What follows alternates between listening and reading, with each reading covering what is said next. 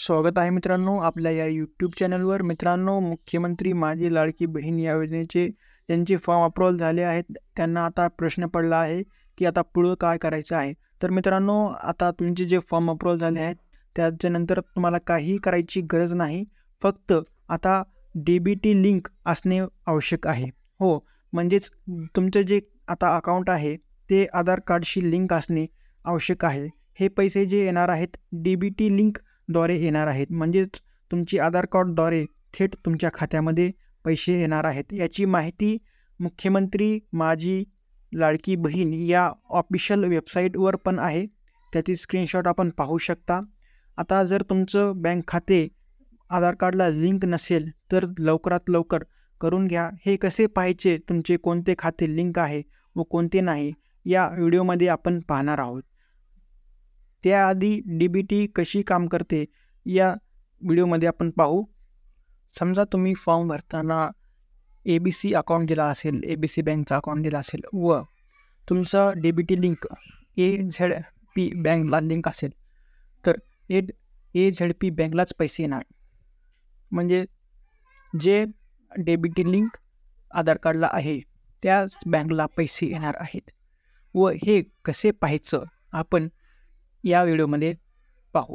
सर्वप्रथम आपल्याला कोणत्याही ब्राउझरवर माय आधार लॉग इन असे सर्च करायचे आहे।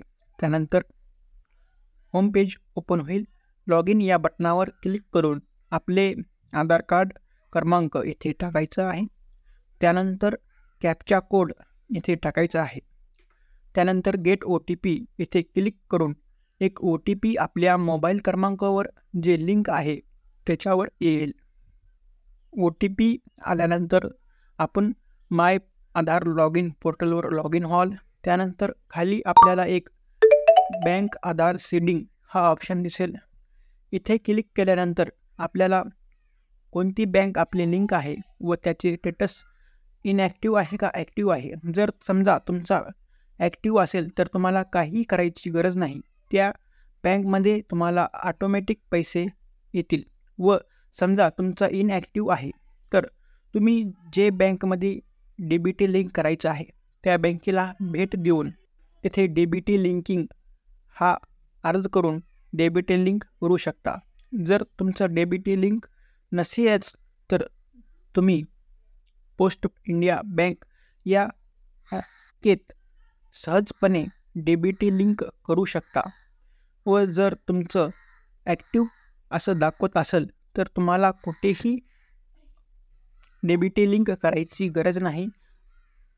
जेव्हा पण लाडकी बहीणचा हप्ता येईल तुमच्या खात्यामध्ये पैसे येतील।